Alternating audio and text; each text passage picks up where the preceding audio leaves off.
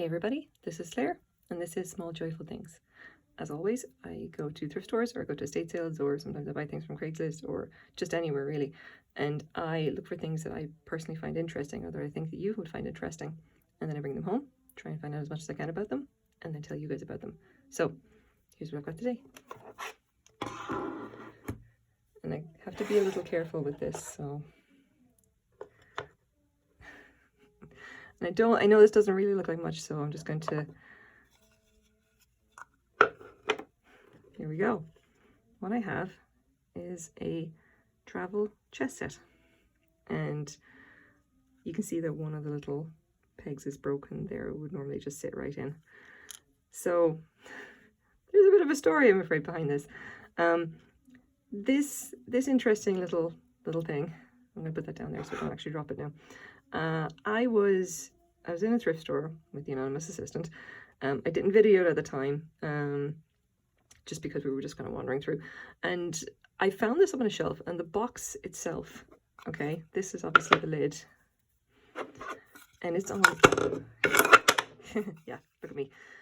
This is on incredibly tightly, as in I couldn't get the box open at all. And I was there struggling. I was like, and now I tried to get it off and then realized that I couldn't get it open. I was like, okay, I have to know what is in this now. And I swear to God, I spent 5 minutes just standing there struggling, trying to get the lid off. And when I finally did, all of the pieces kind of went everywhere. And at that point I was looking at the ground going like, oh God, what have I done? And so I basically said, okay, considering that I've just managed to throw this all over the floor, I'm going to do the nice thing and pick up all of those pieces. And if it's all there, I'm going to buy I'm going to buy it for the $3 I spent on it. And because I felt so bad about throwing tiny little chess pieces everywhere that I thought the very least I could do was buy it and then make a video about it and tell you guys about it. And then we'll see what's going to happen after that. And I have to say this much, I should not have bought it because again, there's one piece that's broken. The peg is gone. And that's an issue. Now, the other thing about this, I have to say that it's a very intricately made little set. It's held together quite nicely, apart from the one that obviously is broken. There is a quite phenomenal odor of cigars off this. And I know the smell because I have the antique cigar box. This is basically smells about the same. And as far as I can tell, it's about that. It's definitely the same kind of fragrance. Again, it's not unpleasant. It just smells like vintage and old. And yeah, so okay, well, first of all, before I do anything else, I'm going to give you some idea of how big this is. Again, bear in mind, bought it for $3 if I remember correctly, $2.99. It is 5 inches across. And don't you go anywhere. And I'm going to be kind of guessing it's going to be about 1.5 inches high. It's a little bit harder for it to measure because the thing is that once I close this, it's not coming off again. So it's quite small. It's quite weedy. These are, you can see how tiny they are. They're teeny tiny little pieces. So now you'd be forgiven for thinking if it looks kind of old and it looks a little bit worn, and you can see that the little pawns here have been kind of quite a little bit worn. You'd be forgiven for thinking that it is actually vintage. And, well, not quite, I would say. Here we go. Purveyors of the world's finest chess sets of the Regency Chess Company. A 5-inch round-pegged Sheesham travel chess set. Come on. At a price of $34.95 Canadian. So you know, I bought it for $3. I didn't do too badly. So, very small chess set is ideal for those on the move who can't bear to be too far away from the royal game.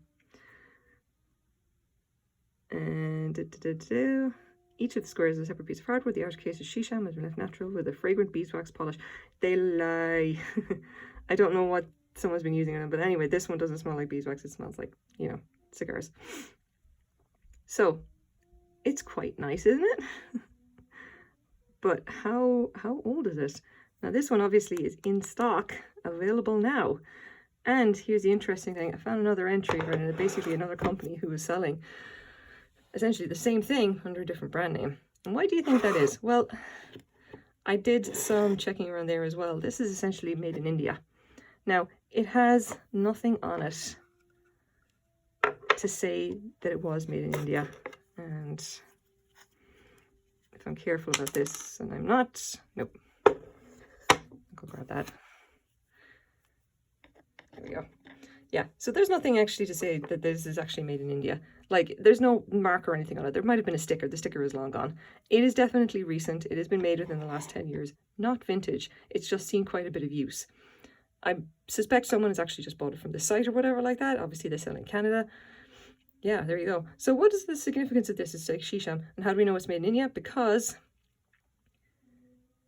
North Indian rosewood, or Sheesham, this is just like the name of the stuff essentially. So this is made of a very nice hardwood, like from India. The other listing there actually mentioned as being like actually handmade by Indian artisans. So I believe that it's been quite nicely done. It's just like nothing spectacular. I did actually get a chance to read a little bit about rosewood in general based off of this. Rosewood, if you don't know, like the actual real stuff, is Brazilian rosewood, and it's essentially a protected species at this point. You cannot do anything with it. Essentially, if you have rosewood items, you cannot sell them, you can't trade them, you can't really do anything at all, unless you have specific paperwork to say that it was produced before like 1992, I think, when they actually made like the trade of rosewood to be completely illegal. It's because the actual tree itself, like the really like highly desirable rosewood, it is become far too endangered. So international trade of rosewood has been completely banned. It's interesting at least to know that and to read up a little bit about that. I did know that there were restrictions on things like the trade of rosewood, but now I've actually got a chance to go and properly read up about it based on the fact that this is made from another stuff that's actually called rosewood that just happens to be a different species of tree. And you have to admit, it is still very nice looking. There's lively stripes in it. It is handmade and it's handmade nicely. The only thing I can really fault it on is that the lid fits far too tightly, and it fits so tightly that people essentially can't get it off. Now, put that to one side. So basically, how does this actually work? Now, I did have to do some reading, believe it or not, to figure out exactly what it's supposed to be, because obviously this didn't come with instructions. And the way that it works is that that's the top, and that sits onto it, okay? And then as you're playing, you actually take these little pieces out, put them to one side. And then as you're playing, you literally just pop the pieces in there so that they don't get lost. And eventually, obviously, they just get thrown in there. And it's quite a fairly tight fit, you know, it's kind of a nice little clippy together fit. Like there's a little ridge there. I'm not going to take it all the way out, just so you can see the slight ridge there where it fits in. So I mean, they did do a pretty good job with it. Literally, the only thing only thing I can fault it on is the fact that the lid closes far too tight, and that could simply be a case of, you know, maybe it's been exposed to moisture at some point and it's warped slightly. It's hard to say, really.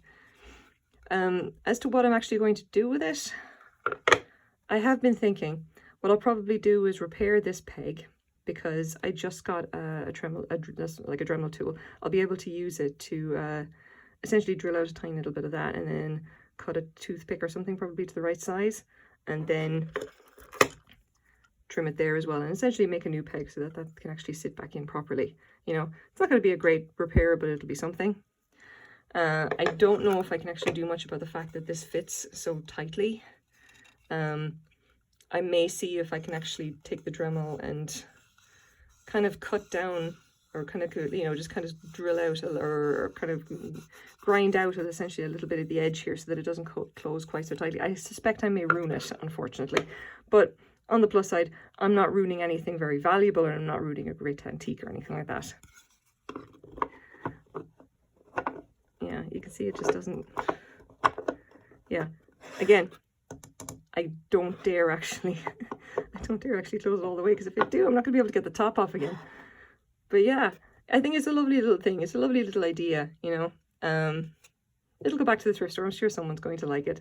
I just think it's got a lot of like nice little ideas and it's got a nice kind of handmade texture at the top. So here you go. This is my small joyful thing for the day. I hope you guys like it as well. Thanks very much for watching.